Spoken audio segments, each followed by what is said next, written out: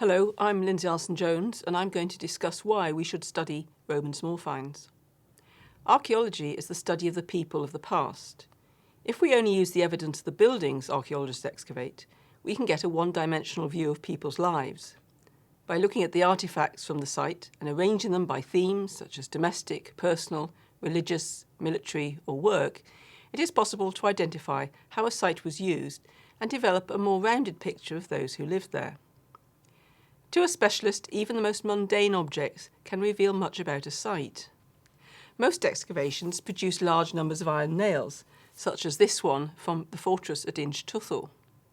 By carefully plotting where nails are found on a site, wooden partitions, doors, staircases, or even the outline of coffins may be indicated. The number of nails and other iron objects found indicates the enormous amount of iron required in a Roman province, as well as the importance of smiths. Domestic items, such as this pottery lamp, remind us that all domestic households, temples, military and civic buildings needed light if they were to function efficiently. In Roman Britain, these would have burned olive oil, but would have given little light and would have needed constant attention, trimming the wicks, filling the reservoir, if they were to burn constantly and if smuts were to be kept to a minimum. Spoons are found in all sorts of materials, from gold, silver and bronze, such as this one from Hadrian's Wall, to bone and wood, and I have a bowl of a bone example here, depending on what they were used for and the status of their owners. Many have long pointed handles, which, according to the Roman writer Pliny, were used to winkle out snails and shellfish.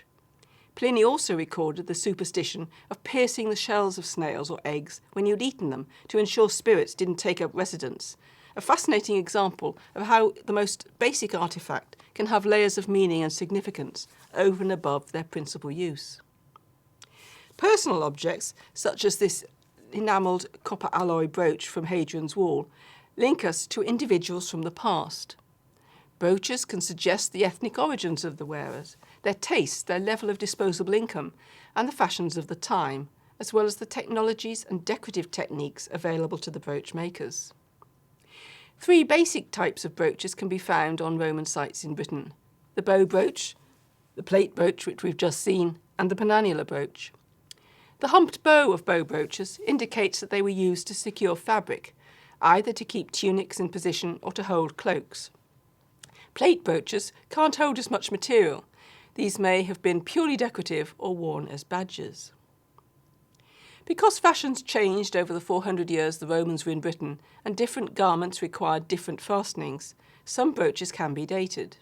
A few have a gender bias, others have a limited geographical distribution. All these details can tell us a great deal about the people who lived at a particular fort or in a particular town or villa. A high proportion of the people living in Roman Britain were attached in some way to the army. However, surprisingly few military objects have been found, largely because they were carefully looked after during use and, if damaged or no longer useful, recycled to make new arms and armour. Luckily, even a very small piece of armour or a weapon can be distinctive enough to be identified. This knife from Sewing Shields Castle on Hadrian's Wall has an iron blade. The handle was of wood, held in place by a copper alloy end plate and 4 copper alloy rivets. Some military knives and their scabbards are highly decorated and were clearly intended to demonstrate their owner's sense of importance. A leather shoe can also indicate the presence of the military or women and children, as well as reveal changing fashions. Their religious beliefs were of great importance to the people of Roman Britain, but these beliefs would have varied depending on where each person came from and their experiences through life. Not all religious artefacts are large stone altars or sculptures. Many people carried amulets on their person, made from metal, semi-precious stones or bone to protect them against evil. This unusual miniature lead cupboard, standing only 75 millimetres high, contains the cut-out figure of the god Mercury. This is a portable shrine found at the Roman fort of Segedunum on Hadrian's Wall. Clearly, someone living there wanted to worship Mercury wherever and whenever they wished. This is an object which is made in several pieces, each of which might have puzzled archaeologists if found on its own.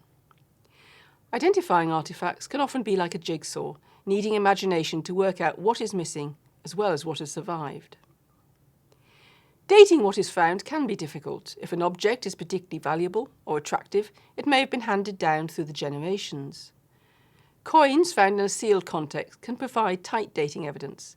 However, they might have been hoarded through a person's lifetime or have been in circulation for many years before being deposited. A silver denarius, like this one of the Empress Faustina II, which was minted before AD 161, is a fine example. These would have been used to pay soldiers. Coins can also tell us where they were minted, in this case in Rome, but often these are foreign mints, giving us a glimpse of Britain's international links at the time. Coins may have religious images on their reverse side, indicating the worship of a specific deity, or show propaganda informing the people of the Roman Empire of a great victory or event.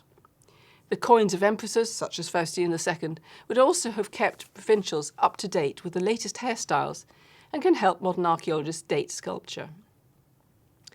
The objects I have mentioned have been made from different materials, each of which requires specific technologies if it is to be made into an artefact.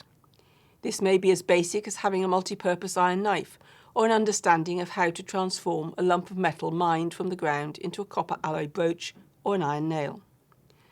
Archaeologists need to be aware of the limitations and potential of different materials if they are to understand the technology of the period as well as the date of objects. The Roman period in Britain was one of great technological change, with new methods and materials such as glass being introduced. By looking at small finds, we can trace these changes and how they affected the lives and appearance of the people from all over the known world who visited or lived in Roman Britain.